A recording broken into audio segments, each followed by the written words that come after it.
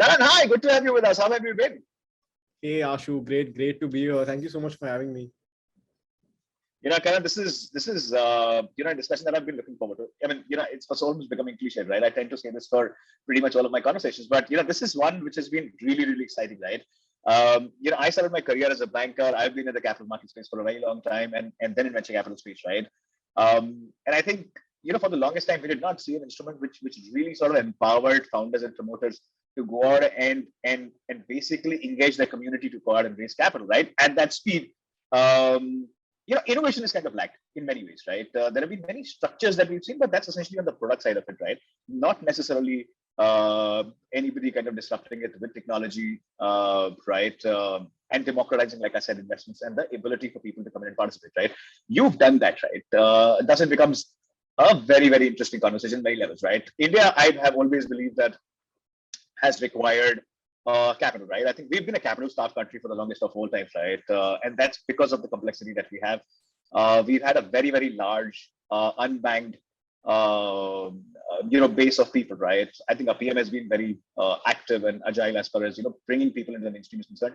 But we're still an underserved country in many ways, right? Capital has been a continuous problem. I think what you're really doing is empowering a lot of these businesses to get that capital, right? And not necessarily being dependent on financial institutions, right? Which is the largest provider for all of these, capital requirements, right? For most businesses. So, this becomes a very interesting conversation in that context. But before we start, right, Karan, I'd love you to take us through. You're fairly young, right? It's a rough question, but I would love you to give us a little bit of a perspective on your journey. What is it that you've done, schooling, all of that, college, and from there we start our Tyke conversation. Thank you so much, Ashu, and great introduction from your end. So I've been here in Mumbai pretty much all my life. Right. Studied in a typical ICSE school, followed by started my CA journey, pursued chartered accountancy along with working at Deloitte and studying in HR college. So that's something that happens very common in Mumbai, where you're doing all these three things together. So I was at Deloitte for approximately 3 years in the lower Parel office in Mumbai. At Deloitte, I was working in their investment advisory and global business taxation team. So I actually came across a lot of transactions and a lot of use cases where I saw this problem firsthand. Where one of the most common problems that I saw was that it was taking a month and a half for the investors and the guys raising capital, founders in this case, to agree to certain terms and close the valuations and close the deal, right? But the funny part, which seemed pretty funny to me and it was actually common throughout various stages, is that it was still taking the same amount of time for that funds to come in and hit the startups. Right. So a very typical business logic was that if everything has been agreed, why is it taking so long? It just seems like a normal transaction, right? Your system should worry about zeros, right? Right. But that was not the case. So I did some more research and even at work, I figured out that the process in which capital transactions take place, or I would say private investment transactions per se take place, something which is still very, as you rightly said, very broken, very old age. It's not changed over a decade. And another very interesting stat is that at a cross-border level, 9 out of 10 investors don't want to invest in India because of the process that it takes. Very often, the deal also comes back because of certain checks not being matched. And that sort of made me realize that, there could be some solution.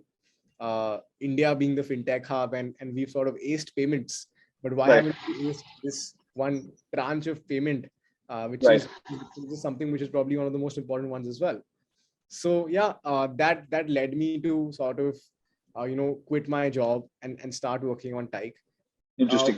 When we started Tyke, it was me and my co-founder Purav. Purav had operational experience. He was heading the operations department at Sharda Cropchem Limited, which is another very interesting listed company. So we started the journey pretty much with the intention of figuring out how do we solve for this. Initially, our initial failure or our initial time lag of around 7 to 8 months came in just figuring out the entire infra and regulatory level, right? Because Interesting. when you're trying to solve for capital transactions, you have to get the infra correct and get the regulatory challenges correct. Right. And in this entire process, as you rightly said, we realized that there were a lot of products that were built, Right. IFs, LLPs, all of that stuff, but the process was still the same, right? Right. You still have to submit an XYZ documents, wait for an XYZ days, and transfer funds in an XYZ month. Right. So although India did a good job in figuring out different types of SPVs, as we call them, Right. in the Western world, the process of doing that was completely the same. We were more aligned towards solving for the process rather than solving for products. Interesting. That was one of our most important decisions that we took early. So we chose very early that do we want to be an investment company or do we want to be a tech company, right? And we chose which was primarily how do you power these transactions, because right. that's something which was not happening at that point of time. Right. Interesting. So that took us to getting our initial hires and starting the company. Yeah. Interesting. Karan, I think phenomenal, right? I think one thing, when we talk to people, right, especially in the investment space, and there's a lot of this, uncertainty, right, which is there, right? People are on, the guards always up, right? That there is certain regulation, you have to abide by the regulation. There have been notices, right? I think many people have not necessarily been very creative when it comes to all of that, right? I think they've essentially chosen to follow the very clearly defined path of law, right? Because there's nobody who wants business disruption, right? With what you're possibly doing, right? I think while it's disruptive at many levels, right? There's always this concern that is the construct of the company such, right, or we say the offering that you have such that it operates in a gray area, which could possibly mean that there could be a disruption in operations at a certain point of time, so on and so forth, right? Essentially, what I'm kind of coming to is I'd love to understand the construct of Tyke, right, in terms of how you're doing, right? You've continued to emphasize on the infrastructure that you've created, right? I'd love to understand this infrastructure that you're talking about, because that's possibly unique, right? What you've possibly done, and this is something that we've discussed offline, right? Is you've been able to identify a mechanics which is not necessarily there is any gray area whatsoever, right? I think you're in that framework of law, but you've used the defined pieces of law to basically enable this entire transaction and availability of capital faster, right? I'd love to understand the construct of Tyke, of course, in line with the laws that we have in the country right now. But it will be lovely if you could give a view of that. Absolutely, Ashu. So for us, the first and the most important aspect was that in our entire journey, the most common thing in law is that if you want to hold money yourself, you need to have a license, right? Which means you need to be a financial institution. So our first challenge was how do we build our entire tech without holding money ourselves, but still giving that same user experience, right? Because the biggest challenge is if you're not holding money yourself, how do you make sure that the transactions, the processes, and everything happen in the same speed and same, say, time lag that you want to achieve, right? So that was challenge number one. I'll just name the challenges out first. Please. Right? Sure. Second one was that if this is possible domestically, most of the investment that comes in India is mostly foreign investment, right? Sure. And people prefer opting for regions outside India for various tax reasons. Even an Indian today is actually probably investing from the US or from Singapore, right? So how do you solve for the same structure in the same user experience at a cross-border level, which means money coming inside in India and vice versa, money going outside India? The third challenge that we had is while we were building this entire process, we realized that, B2B is great and it's something we want to get into. But in this entire process, how do we build a defendable brand? Right? Like we discussed earlier. To build a defendable brand, we actually introduced this concept called community stock option plans, which basically means that we can invest in a startup be like in 5,000 rupees. Right. So that was another challenge because that was something which was not done at this scale or at say at a very verbal way, right? So these three challenges are what we faced. So primarily, the interesting bit is that in our entire infra play, we've actually worked always with sponsor banks and sponsor financial institutions, right? So our systems are actually built and vetted by these people from their compliance departments, and they've also been taken to various regulatory authorities wherever required for opinions, right? So Okay. we're pretty clear that when we build any infrastructure, it has to be an infrastructure which the bank can use itself, right? And get a go ahead from the compliance department, which is very hard because around Sure. 6 to 8 months to just figure that part, but we Right. got there. So our logic was that if we can build a structure which can be used by a financial institution, then it can also be used by people below that chain, right? That was the metric we set internally. That the moment an XYZ person who's a financial institution approves, everybody else we can start selling this elsewhere, right? Interesting. Yeah, so that was number one with respect to regulation. So with respect Right. to RBI, FEMA, Sure. SEBI, Companies Act, all of that stuff, right? We got that cleared from someone who would probably be at the highest realm of regulation. Right. Interesting. Yeah. Please go ahead. Moving forward, the second bit of this was that how do we solve for this entire process at even a cross-border level, right? Because as you rightly said, that this infrastructure is something so new that this can be required by anybody. Why should it be limited only to India, right? Sure. So then again, we started working with more financial institutions who would probably help us in opening our systems outside India as well. Right. Which again took some time, but we got there. And number three is with respect to community stock option plans. So what we've done is a very interesting bit is that community stock option plans have actually been in existence since ages. Sure. But it's just that it never came out in the news or it never became cool, right? So what that basically means is that the biggest of unicorns in India have actually introduced these plans for their supply chain or for their user base to make sure that these guys are actually have skin in the game and this works in a very interesting loyalty plan for them, right? Because like how else do I make sure that my vendor is loyal to me, right? I have to give him some skin in the game, right? So that is something again which we just mimic that entire structure used by the bigger players, got our regulatory approvals done in this process and made that a product. So primarily, as you rightly said, this space is something where people are very worried and very scared.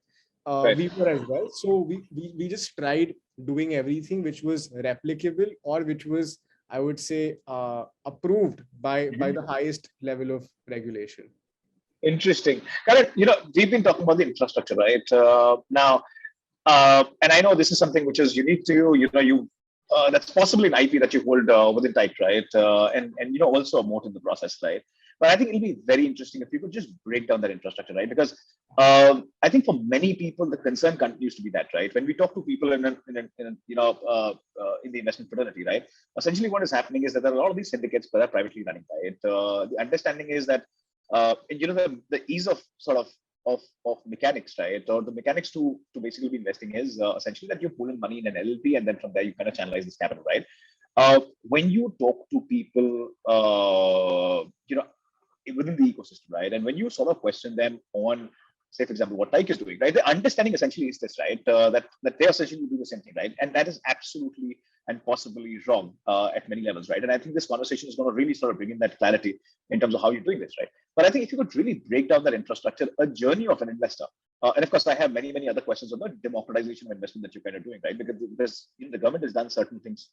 There's a completely different thesis, right? But I'll come to that in just a bit. My question is, what is that infrastructure layer that you're talking about, right? So, for example, if I'm an investor who wants to participate in a certain company that is listed on Tyke today, on the B2C model, right? We'll talk to B2B in just a bit, but on the B2C model side of things, what is my journey like? I'd love to understand that, right? How's the money moving and eventually going into that company, right? I'd love to understand that. So actually, the interesting bit is that internally, we don't have a B2C or a B2B metric because actually the infra that we built is literally the same. Sure. So it's the same journey for both, right? So I'll just take you through that journey. Primarily, what we're doing is our intention behind Tyke was that we want to give an e-commerce like experience to private investment transactions. Sure. Okay? That was the intention behind which we started. We basically have divided this entire process into 4 modular departments. All 4 of them being each click, as we call them internally. Right. The first click is signing up and completing your KYC process. Generally, the way this works out, what I'll do is in this entire process, I'll give you the general versus what we're doing. Sure. Generally, the way it works out is someone is going to reach out to you saying, please send me your self-attested copies of XYZ documents. Right. And this statement, that statement, etc. That's generally how it works out, which means probably an email chain lasting over 3 to 4 working days.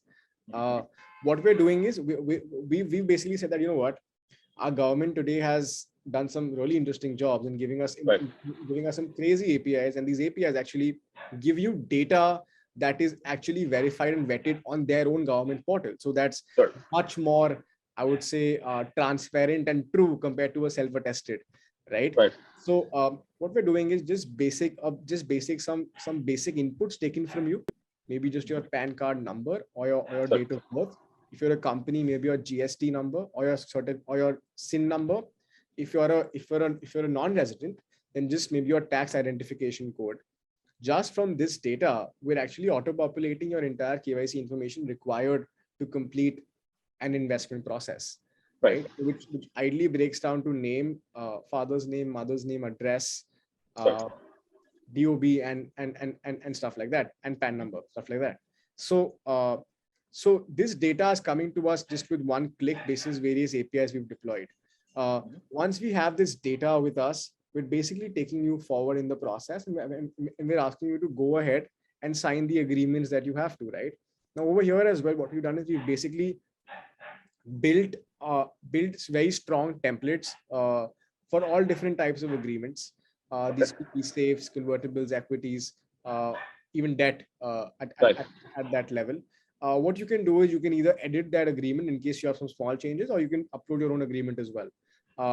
Once that is done, a traditional e-signing flow starts. You sign, and the person who also has to sign can sign.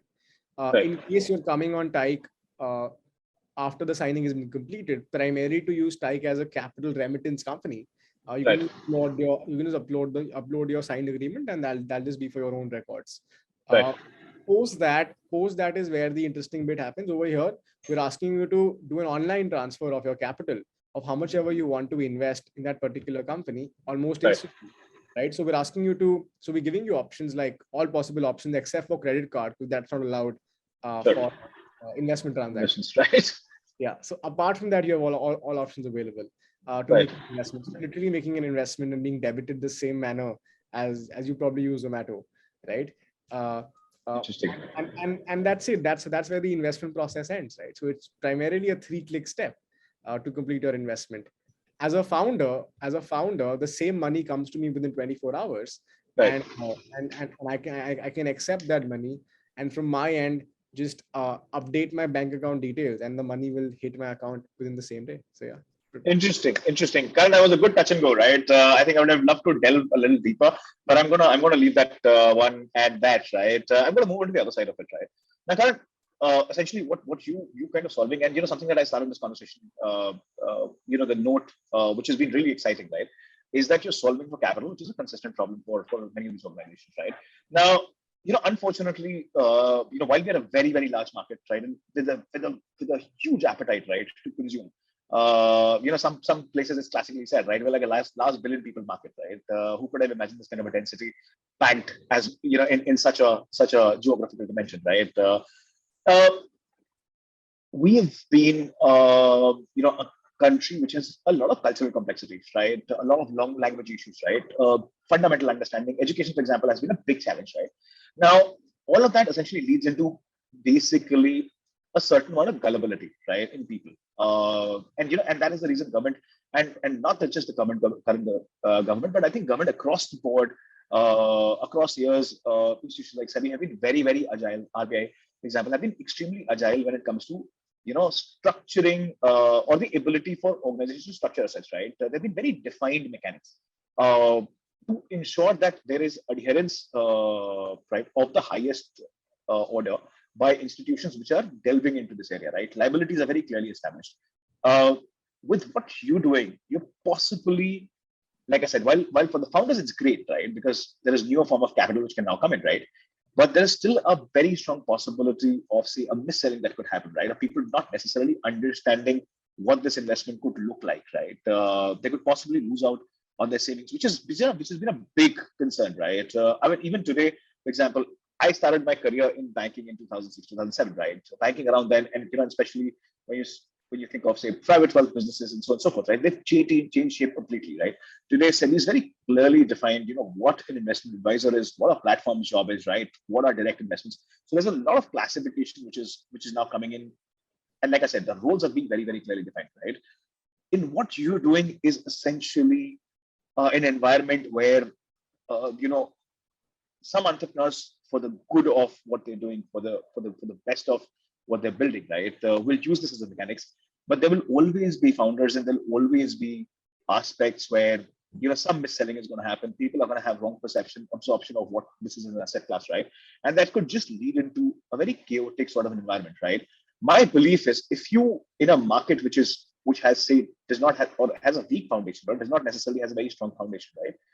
The problem becomes that if people lose capital, right, because of, say, certain adventurism of a founder, right, and I'm not saying the platform, but I'm saying of the founder, that capital will never come back. What is that? What that essentially means is, and they'll lose trust, right, for the longest time. What that means is that the newer founder who possibly requires that capital more will essentially be stuffed, right? And this is something that we've not just seen in the early stage ecosystem, investment ecosystem. We've seen this in the banking ecosystem as well, right? It becomes a massive problem. What's your sense of it, right? Because you're kind of really disrupting all of this, right? To me, it comes in as a worry, right? Which also means that there could possibly be a certain level of intervention, if not today, at a later point, right? Not that anything that you was, for example, say, empowering. There's nothing wrong with that, right?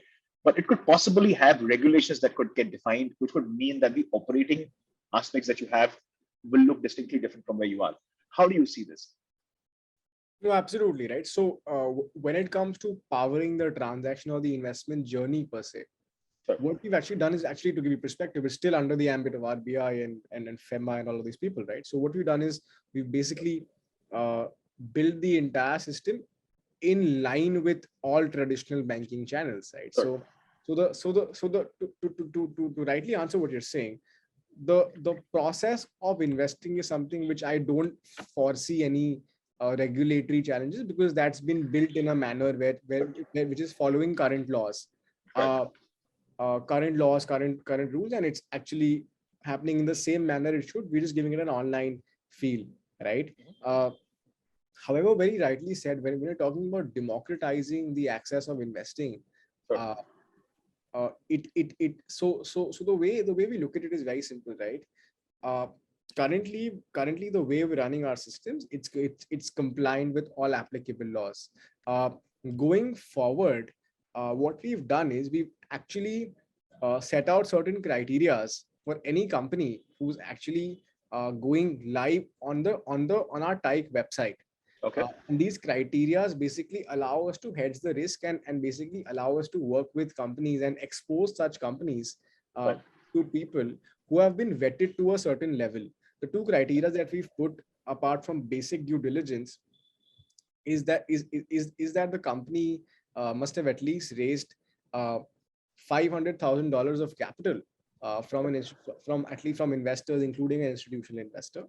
Right. And the second criteria that we have, it's an either or criteria, that the company must have at least $100,000 of revenue per month. Because of these criteria, we've actually automatically limited the flow of companies who are here just to get that instant cash, right? Because right. So and what we've done is, because we're also a tech company, for anybody who does not meet the requirement, they can run their private rounds, but they'll have to invite their own investors, right? So we've actually been able to break down that process in a very interesting manner, where the intention always has been that you are investing in a company which is backed by the best angels and VCs. The intention is not that you are investing in any startup, right? Interesting. Karan, I was in a recent conversation, right? A fun question, and fun answer. I was in an interaction with somebody very interesting, somebody who's a leader and a promoter of a large platform in India, right? A transactional platform, right?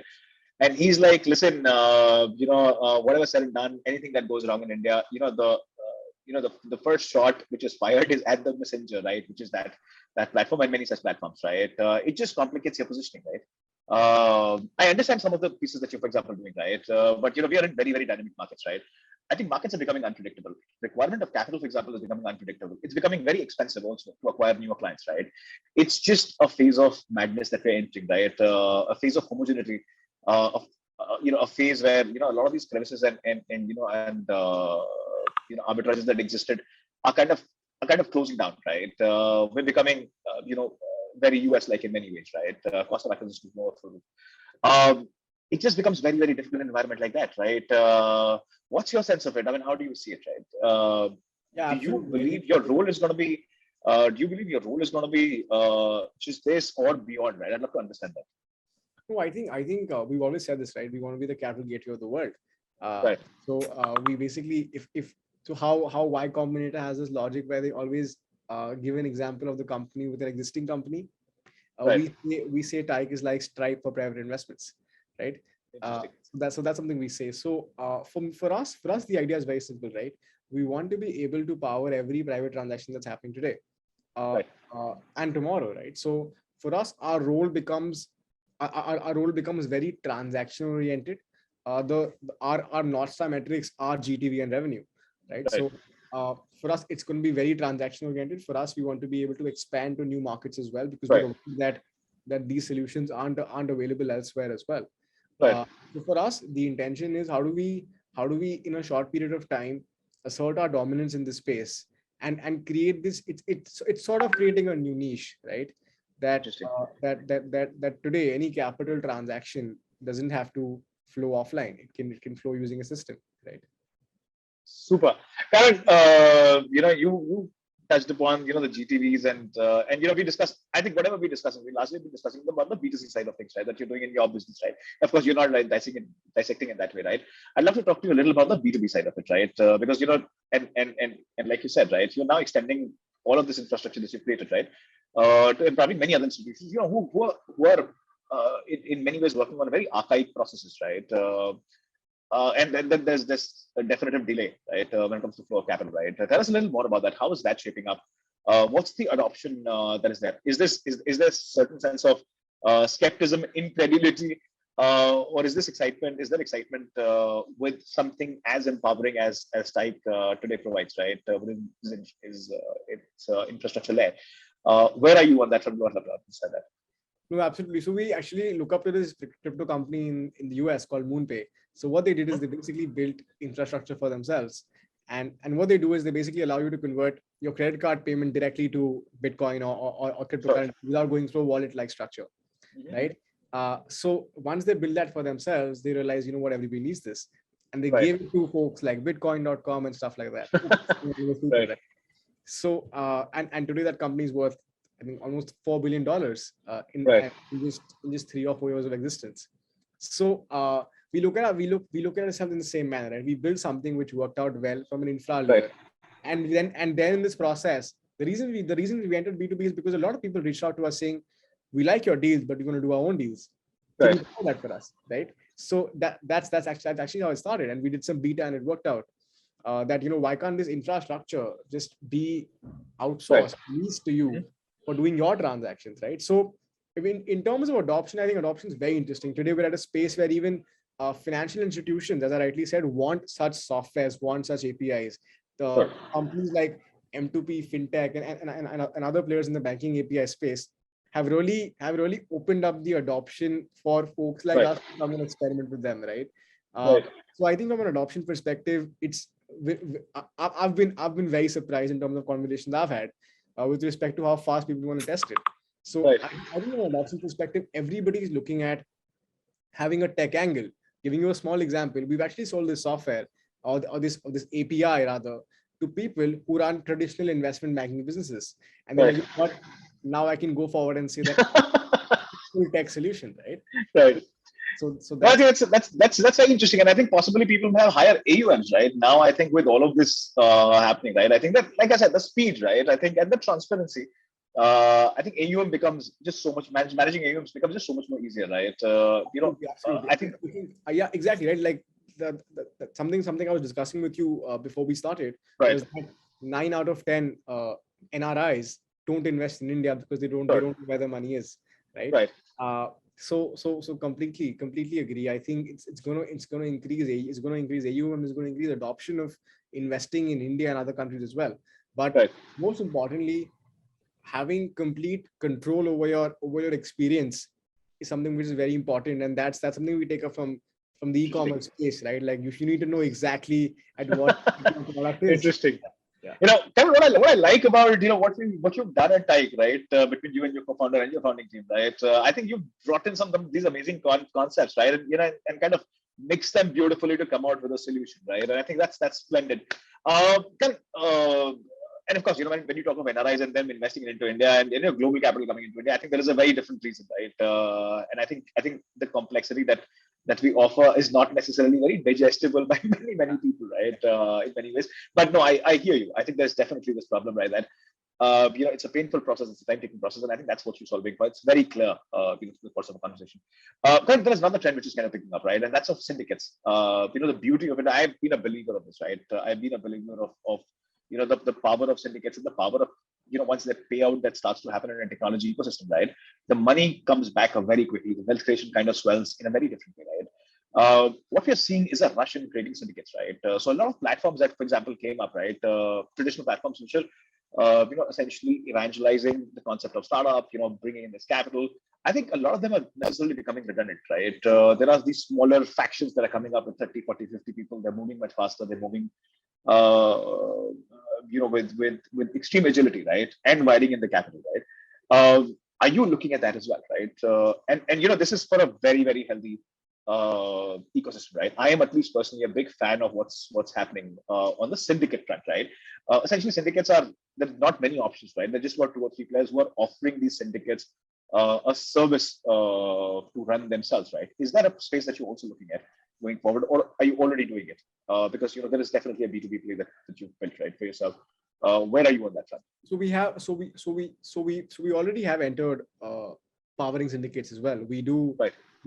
offer some licenses of AIF from our partners to people we work with, right? So again, the intention here is the same, right? Syndicates, as you said, move really fast, but the process of being onboarded into a syndicate is actually quite painful. That's where we come in and we solve for the entire transaction bit. So interesting. So the way we build our infrastructure is that this investment can happen in the same manner into an SPV, which is the syndicate, or directly to the company. And same for repayments, right? The repayments also happen in the same manner. So so to answer the question, yes, we have been looking at it. It's very interesting, and I think that's the only way we can allow mid-level investors to basically be a part of the company. So definitely something we're looking at, something we're doing very aggressively. We've actually built an entire stack, which going forward is going to be leased out to just angel investment networks, having their own licenses, for making their process absolutely seamless. Super, Karan. I think I think no conversation can be complete without talking about the business model, right? And when you work, of course, B2C is a different ballgame. I'd love you to throw some light on that, right? When we talk about the business model, but in a B2B environment, right? Cost of transaction is something that everybody wants to squish as much, right? I mean, because $100, somebody wanting to invest should sort of reflect as much value, right? Cost of transaction has to go down, and technology has done that beautifully, right? Which essentially means for technology companies there's a marginal upside, right? And as the markets expand, that cost continues to become lesser, right? That's what we've seen classically, and not just. I think that's a global phenomenon, right? Of sorts. How's the business model playing out for you, right? Would love to understand that on the B2B side of things, the B2C side of things, right? Are there different mechanics altogether? Are you bringing in minimalistic cost concepts, right? Vis-a-vis what happens? How are you tackling that one? So yeah, for us at this point of time, our revenue model is very transaction oriented. Sometimes we even cap the transaction value, which is the amount of transaction fee that we charge. Primarily, it's anywhere between 0 to 2%. The reason I say 0 to 2% is because in a syndicate model, like you rightly said, the audience is an audience who is an unorganized audience, right? Right. You don't know what they need. They need some financial organization to be done as well. Right. Over there we go as high as 2%. But generally, in an organized player in the B2B space, our transaction are the way we sell our companies actually that we're saving you money by using us. And the way that Right. works out is there's no transaction fee. Right. We're giving you technology, but there is no B2B player in the world who I would say chooses technology over cost, right? Right. We're giving you technology, but at the same time, our technology, apart from saving you time, effort, and the process, it's actually saving you money for doing it through us. And that's primarily because of the relation that we've built in our entire forex play. Right. So we'd actually be able to sell you a forex rate, which probably might be cheaper than what your banks are offering you. Interesting. And that's the reason our B2B adoption has been comparatively higher. Our turnaround has been smaller because Right. the conversation starts with saying, "Hey, I'm saving you money first." Right. Interesting. Karan, what's the current status on Tyke, right? On the B2C side of things, right? I'd let you answer the B2B side of things. Right.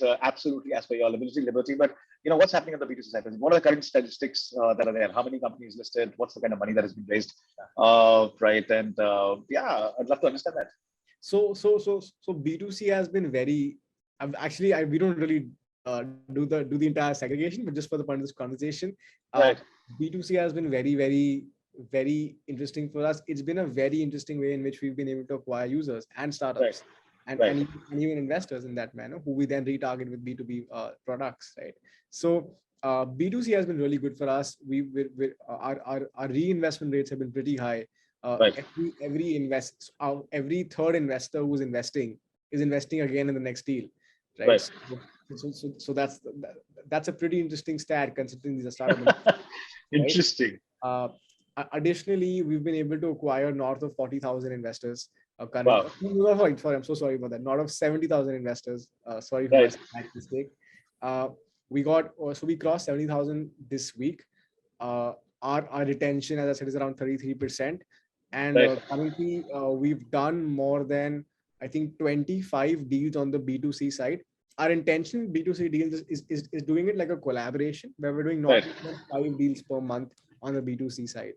Right. But these companies have been raising an average of, I would say, $500,000 in just 10 days, which is, I think, beautiful. Interesting. Right. Which is phenomenal. I think I was talking to a founder recently, right? And he was they wanted to raise a much larger round, right? But early days, right? And he, the challenge that, for example, he faced raising money on one of these platforms, right? The celebrated platforms that we have, was that, listen, it took me 13, 14 days and I was still not clear, right? What's happening, what's not happening, right? And there's this uncertainty, right? There's this lag in communication, lack of understanding in terms of, what is an investor thinking, right? I think the entire possibility and, like I said, the speed that needs to sort of be brought in, I think, is kind of missing, right? And I think possibly that's something that you're empowering and enabling, right? I think that's a huge sell from a founder standpoint, right? And I think if you are to become a country, with many entrepreneurs, I think speed of capital is something which is going to be so much more critical, right? And I think enabling that becomes very, very important, right? And especially what banking system is kind of going through. My sense is, I think, with the dynamics that we're going to see, right, as we are evolving post-COVID, the banking system will take a lot more time to really calibrate themselves to serve such requirements. I think private capital will play a lot important role, and that's essentially what you're kind of evangelizing in the process. Karan, towards the end of the conversation, last two questions. What are the next 2 years like? Right, you've been an exciting ride, right? What are the next 2 years like on the team front, on growth? What are the plans there? What is it that you're aiming for? So next 2 years, the intention for us is firstly gaining maximum market share with respect to Indian startup raising capital, and then eventually next year taking it abroad towards Singapore and US. That's something we're looking at this point of time. So with respect to team, we're already sitting at, I would say, around a 30, 35 odd team member. I think this will constantly keep increasing as demands increase. But for us, the intention is how do we eventually in the next 2 years gather a significant market share in this entire private investment tranche, which allows us to power these transactions. Going forward, we'll also look at introducing more products in which we can also make use of this data that we have with respect to all of these startups raising capital, all these investors investing money. So I think for us it's been pretty clear that how do we solve for the process, and at the same time keep introducing products that we have at a B2C level basis the data that we make from B2B. Karan, you'll be surprised, right? Ever since Tyke has come in, right? And I've had many, many conversations, right? I mean, and there are founders that I come across who are throwing all the fancy terms that you could sort of, one is not necessarily heard of, right? And of course, for very obvious reasons, right? Like phantom options and the works, right? And you're like, okay, what has happened, right? The market has matured all of a sudden, right? Which is, I think you can clearly take the credit for that, right? I think this was not something which we had experienced, right? So I think kudos to you and your team on that one. Karan, last question, very cliched, but I want to ask this one, right? And I think it's very, very pertinent. Every founder has a very unique journey, right? He or she has his or her own struggles, right? And there's definitely an advice and suggestions that they can give out, right? I use this last question for that piece, right? What would that be if you were to give it out to many, many founders that are out there? You're also, like I said, helping them raise capital, right? So there could be an observation which come from you. But what would that any of this advice, suggestion, observation that you would have, right? That you would want to give out to these founders, right? Given that now the availability of capital is just so much more. The confidence in the market is very different, right? There are a lot of youngsters who are now kind of coming and participating. I'm sure out of the 70,000 investors that you have, there are a lot more younger people who are a part of enabling and kind of participating in a lot of this action which is happening, right? What would that advice be? So my advice to founders would probably be that I think most young entrepreneurs, and rightly so, why they're not able to raise bigger rounds early is because they lack structure, right? Something I lack myself, and something I've been trying to educate myself on a day-to-day basis. So I think it's very important for you to be structured with respect to how you're running your company and your product, right? So I think structure is something which is something you should look at the same time as getting a co-founder, right? So I think it's very important to have structure from day one.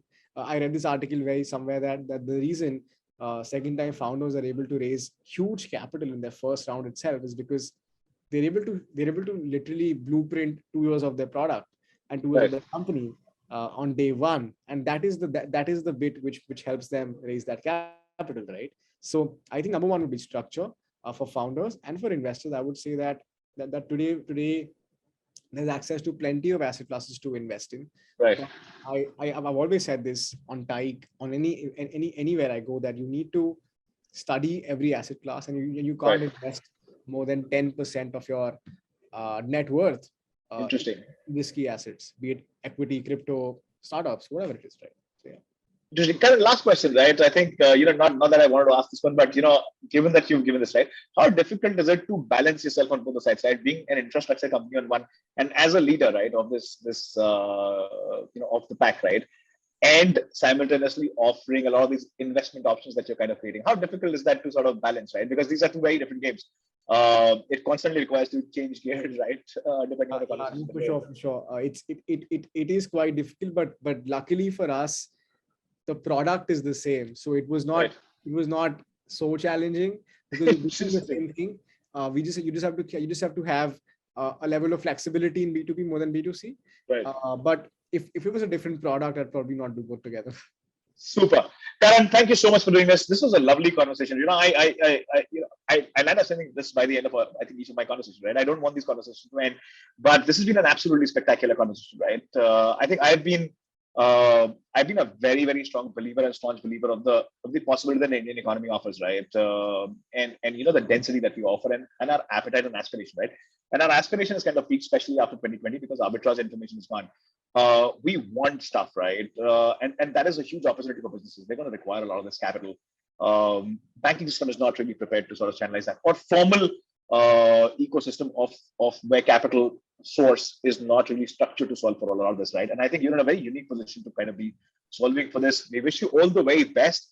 More power to you, right? To go out and support many of these founders to go out, create great businesses, right? I think this was the capital which was required, and with that speed, most importantly, right? To go out and really solve for these issues. So kudos to you and your team. We wish you all the very best. Thank you so much for doing this. Look forward to having you with us much sooner, and hopefully having some more detailed discussions on very specific aspects, right? Because this is a journey which has just started, right? There are going to be many, many nuances that you're going to come across, which we would definitely like to capture at each other's level. Thank you so much for doing this. Thank you so much, Ashu. It was great being here, and yeah, I've been looking forward to this episode and many more that we'll be doing. Thank you. Thanks.